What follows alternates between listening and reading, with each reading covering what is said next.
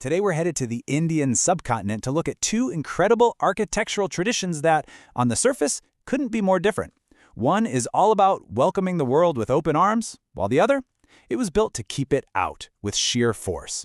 So, let's get right into it. And that really gets to the heart of what we're talking about today. How can a single building be both a statement of faith and an act of defiance?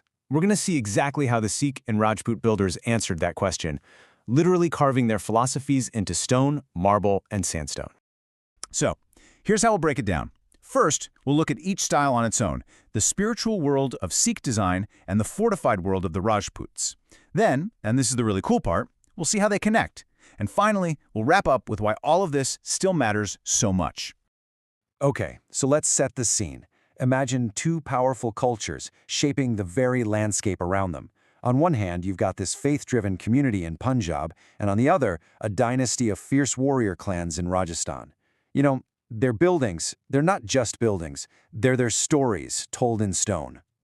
All right, first up, Sikh architecture.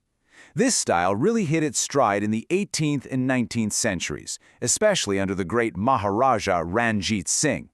See, for the Sikhs, building a temple wasn't just about having a place to worship. No, it was about taking their deepest beliefs and making them real, making them something you could see and touch. So for the Sikhs, architecture is really philosophy made tangible. Every single design choice is rooted in the core values of their faith: equality, humility, and a really deep sense of devotion that you can actually feel in the layout of their sacred spaces. Take the idea of equality. This isn't just a concept, it's physically built into the design. You'll notice that gurdwaras, Sikh temples, have 4 doors, one on each side. So why 4? Well, it's a powerful symbol. It's saying, it doesn't matter who you are, what your faith is, what your social status is, or which direction you're coming from, you are welcome here. Just amazing. And the same goes for humility. Instead of building these massive temples that tower over you, many sacred Sikh sites are actually built in a depression. So to enter, you have to physically walk down. It's a simple act that symbolizes leaving your ego at the door. It's such a powerful, nonverbal instruction. And of course, the ultimate example is the Golden Temple in Amritsar. It embodies all of these principles perfectly. The pure white marble on the lower level signifies purity, while the absolutely dazzling gold leaf up top represents devotion. And it just sits there, in the middle of a sacred pool, the Amrit Sarovar, creating this incredible sense of serene beauty. The beauty isn't just in the overall structure either, but in the tiny details. Inside, you'll find these vibrant frescoes, stunning pietra-dura. That's a super intricate inlay technique using semi-precious stones. And you'll see verses from their holy scripture, the Gurbani, elegantly engraved, making the walls themselves practically speak to you. Okay, so let's shift gears now. We're moving from the open plains of Punjab to the rugged terrain of Rajasthan. And here, Rajput architecture tells a completely different story. This is a story of survival, of power, and dynastic pride. This is architecture as armor. You see, the Rajput philosophy was driven by very different needs. Their buildings had to be impenetrable fortresses first and foremost. They also had to be these grand showcases of royal power, and on top of all that, they had to be livable spaces in a really harsh desert climate. Every single element serves a purpose, whether that's defense, projecting authority, or just staying cool. The perfect example of this is the mighty Mehrangarh Fort in Jodhpur. I mean, this isn't just a castle, it's like a mountain that's been turned into a weapon. It was founded way back in the 15th century, and it sits on a 410-foot hill, completely dominating the city below. It is an absolute statement of power. So how on earth did they make this place so impossible to conquer? The strategy was just brilliant. First, you build it on the edge of a sheer cliff. Okay, check. Then, you make the entrance a nightmare for any attacker. Forget a straight path. Invaders had to fight their way through 7 massive gates, each with these sharp, zigzag turns specifically designed to stop a cavalry charge in its tracks. And all the while, you're looking up at walls that are 36 meters high. I mean, it is a total masterclass in defense. And what's amazing is how the local geology actually defined the identity of entire cities. The Rajputs simply built what was around, giving their capitals these iconic nicknames. So Jodhpur became the Blue City from its blue sandstone, Jaipur the Pink City, and Udaipur became the White City, thanks to all that beautiful marble.